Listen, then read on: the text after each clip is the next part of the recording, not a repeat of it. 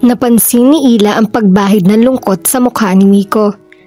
Wala na siya, anito. Halos 5 taon na nang mamatay siya sa cancer. Oh, hindi niya alam kung anong sasabihin niya. Halata sa anyo at tinig nito na apektado pa rin ito sa pagkamatay ng ina nito. Ang papa mo, nasa na? Nasa langit na rin. At least, that's where I think and hope he is. Ngumiti ito bigla. Siguro'y napansin nitong napapa-emote na ito. Nauna na lang siya sa 1 taon kay mama. Yung sister mo. Sister ko? Ang sabi mo noon sa grocery store, sister mo ang bibili mo ng panty liner. Natigilan ito. Parang napaisip. Saka ito napahagalpak ng tawa. Oh, that. Wala kang kapatid na babae. Sino ibibili mo dapat ng panty liner? Girlfriend o asawa mo? At bakit gusto mo ring inuurirat? Kantsaw ng isip niya. What was it to her anyway? Curious lang? Talaga? Curious lang? Neither of the two. Sagot ni Miko na siyang pumutol sa parang tangang pakikipagdebate niya sa kanyang sarili. Sa totoo lang, akin yon. Gumagamit ako niyon para laging fresh. Tita. Ikinaway-kaway nito ang isang kamay kasabay ang paghihimig bading nito. Napatitig siya rito. Seryoso ba to? Joke lang, ano ba? Mukha bang berde ang dugo ko? Biglang bawi nito. Alanganin tawa ang iginanti niya. Hindi ko talaga bibilhin yung panty liners. Iyon lang ang unang nahagip ng kamay ko. The truth is, I just wanted to meet you. Bakit? Bakit? Gusto ko lang. Nakilala mo na ako. Hindi pa masyado. Alam ko lang ang pangalan, address at suking tindahan mo. Gusto ko pang malaman ng ibang detalye. Wala nang masyadong ibang detalye.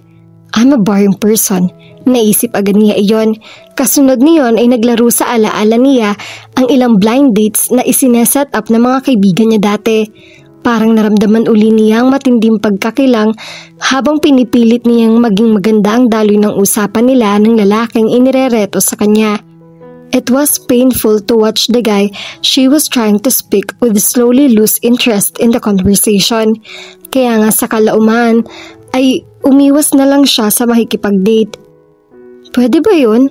Paano namang wala ng ibang detalye sa buhay mo? Sabi ni Miko. Sa ganun I doubt it. I aim to find out more. Pero teka, hindi mo pa nasasabi sa akin kung anong klase ng asong nire-rekomenda mo. Hindi ko magagawa yun ng basta-basta. Depende kasi ang pagpili ng aso sa klase ng personalidad at lifestyle mo. Okay, ipapakilala ko sa iyo ang sarili ko. Pagkatapos, saka mo ibigay ang rekomendasyon mo. Would that be okay? Bakit ko naman gugustuhin gawin yun? It was a genuine question. Ano bang obligasyon niya rito na pagbigyan ng hiling nito? Because you're an expert and I need an expert's opinion.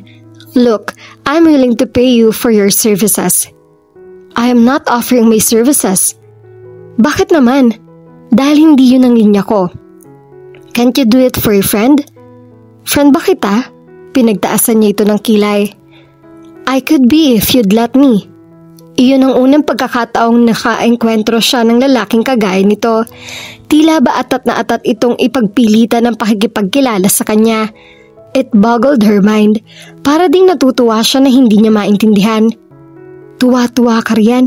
Nakikita mo nga parang nakakaloko Ganun ba siya kasabik sa atensyon ng isang lalaki at kaunting ngiti at bola lang ay parang may namamarot siyang sangkatutak na langgam sa gulugod niya? How pathetic! Hindi nakatulong na ang lalaking parang gustong-gusto siyang makilala ay katulad ng isang ito. No doubt about it. Miko had the looks. Hindi ito gwapong-gwapo pero malakas ang dating nito. Pati na rin ang karisma. Kahit siguro isang babaeng hindi katulad niyang nasanay ng hindi pinapansin ng mga kalalakihan ay makikiliti ang imahinasyon kung kagaya nito ang bigla ay maggugumiit na makasama siya. Nagkakaubusan na ba ng mga magkakaibigan sa mundo at pati ang isang kagaya ko ay pinagtsatsagaan mo na? Pinagsisihan agad niya ang kanyang nasabi. Paglabas ng mga kataga mula sa bibig niya, parang masyado niyang minamalit ang kanyang sarili. Bakit kita pagtsatsagaan? Anito, hindi ang kagaya mo ang pinagtsatsagaan lang. Well, I just want to be your friend and I have an ulterior motive, remember? I need your help in picking out the perfect breed of dog for me. He flashed a smile. Hindi niya alam kung may ideya ito kung gaano kaganda ang ngiti nito. It was a killer smile. Iyon ang perpektong description para sa ngiti nito. Nakakaaliwalas iyon ang husto ng mukha nito. Labas pa ang pantay-pantay at mapuputing ngipin nito. Naglaro tuloy sa imahinasyon niya ang ngipin niyang ikinakayaman siguro ng dentista kung ipapaayos niya lahat ng problema ng mga iyon. Conscious siya sa estado ng ngipin niya kaya nakasanay na niyang umiti ng nakasara ang bibig. Kung magsalita ka, para kang bibili ng house and lot o kaya ng kotse lang. Ang iba nga bumibili ng aso, nakakita lang ng sa tabi-tabi ng cute na tuta, ayun na, nagdedesisyon na sila. Komento niya.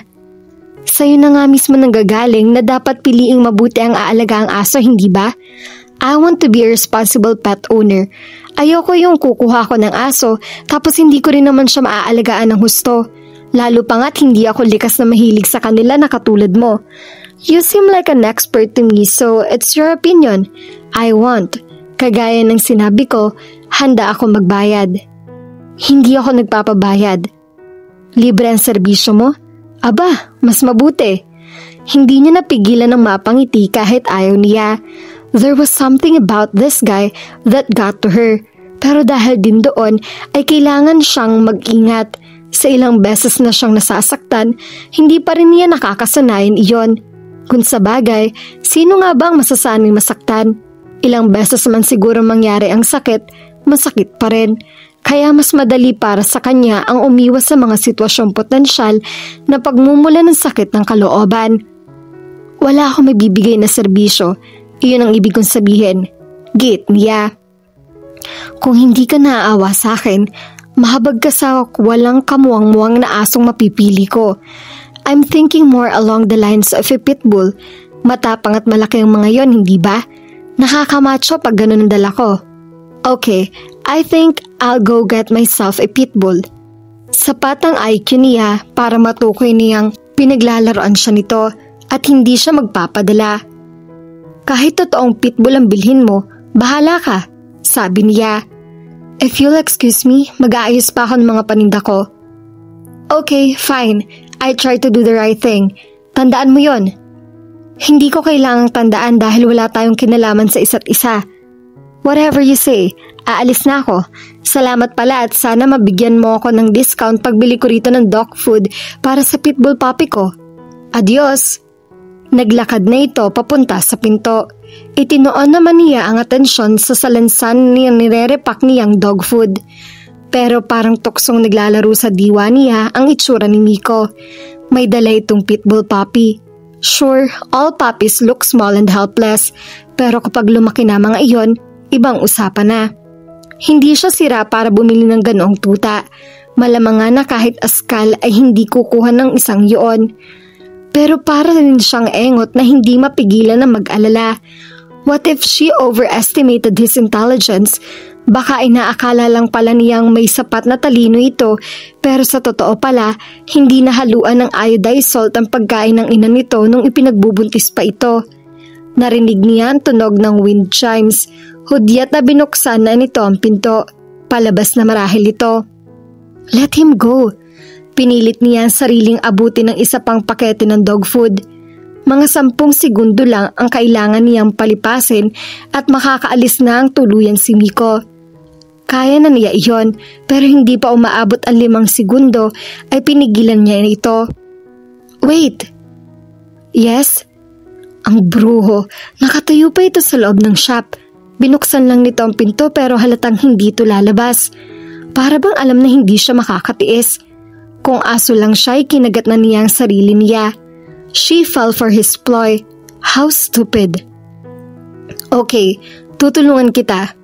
Parang may pakiramdam siya na pagsisisihan niya ang pasyon niyang iyon. Pero ng mga sandaling iyon, hindi na muna niya inalintahan na iyon. Really? Namilog ang mga mata nito. Kunwari ka pa nagulat. Parang inaasahan mo nang hindi ako makakatiis. sabi niya. Umaasa ako. Medyo sinamahan ko na rin ng panalangin pero hindi ako ganun kasigurado na pakikinggan ako ng nasa itaas. Muli ay natagpuan niyang gusto na naman niyang mapangiti. Bagong pangyayari iyon para sa kanya. Ang sabi nga ng mga kakilala niya, para daw nabibili ang ngiti niya. Pero ngayon ay bakit parang ipinopromo pa niya iyon at buy one take one. Oh sige na, siguro naman ngayon pumayag na ako, itatantanan mo na ako. Pagtataboy niya rito. Hindi sa gusto na talaga niyang umalis ito. Sa totoo lang, kung hindi siya magpapaka-plastic, aaminin niyang ang gusto niya ay gumawa ng paraan o dahilan para manatili pa ito roon. Pero syempre, hindi niya aaminin yun sa sarili niya. Kaya ay tinataboy na niya to. Kailan tayo magsisimula? Tanong nito. Nang alin? Nang pagkilala mo sa akin? Kailan nga ba? Kunin ko lang ang cellphone number mo, pwede? Napaisip siya. Lahat ng may alam niyon ay pawang mga malalapit lang sa kanya o hindi kaya ay iyong mga konektado sa negosyo niya. Kapag nagkataon, ito ang unang lalaking makakaalam niyon na walang kinalaman sa trabaho o sa personal na buhay niya. Cell number mo lang ang hinihingi niya, hindi puri mo. Sa panahon ngayon, napaka-normal at napaka-natural na ng pagbibigay ng mga tao ng mga mobile number sa isa't isa. E binibigay na niya iyon bago pa siya maunahan ng udyok ng pag-iinarte. Habang nagsasalita siya ay nagpipindot ito sa mobile nito. Nag-miss call agad ito sa kanya pagkatapos. Save my number, utos nito.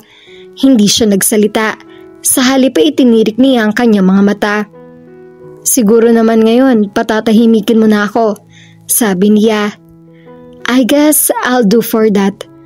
For now, parang may mga babala ang himig nito. Bye-bye, nagpaparinig na saad niya. Ngumiti ito, saka muling tinungo ang pinto. Paghakbang nito ay muntik na nitong mabangga ang assistant niya. Oops, sorry, sabi nito. No problem. Ganti ni Janice. Kahit ilang ulit mo akong banggain, okay lang. Ngaling-ngaling paliguan niya ang assistant niya gamit ang shampoo na para sa ginagalis na aso. Ikaw si Miko, hindi ba? Walang pangingiming mababakas sa mukha ni Janice.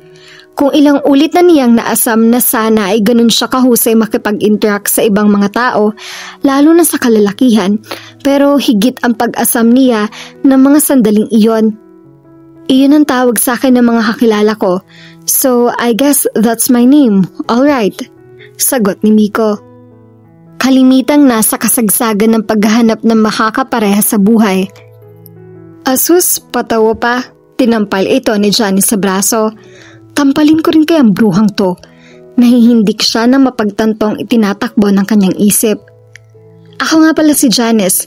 Assistant ako ng napakabait na babaeng ito. Bahagyang bumaling si Janice sa kanya. Nice to meet you, ani Miko. Natuwa na sana siyang hindi ito inilahad ng kamay kay Janice pero ang assistant niya ang mismong umabot niyon.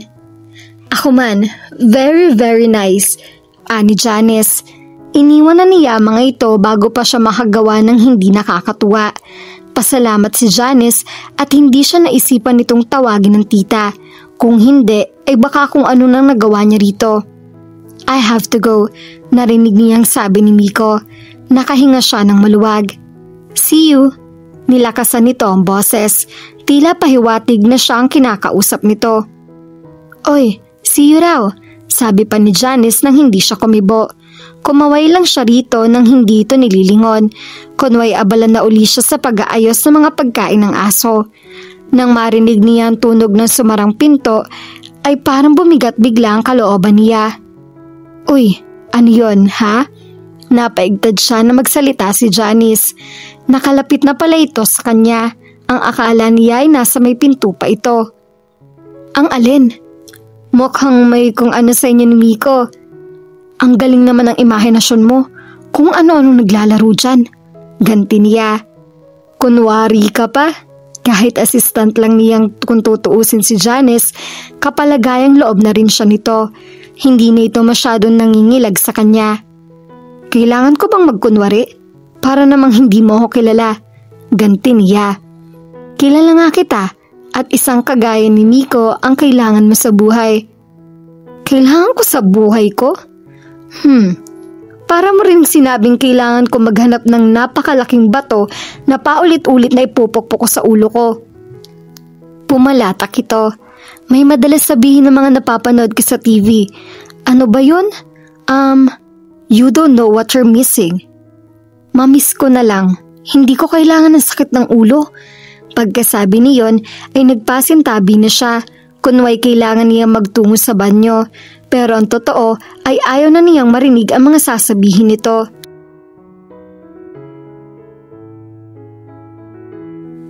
At dito na po nagtatapos ang ating kwento. Sabay-sabay po nating abangan ang susunod na kabanata. Maraming salamat po. God bless and stay safe.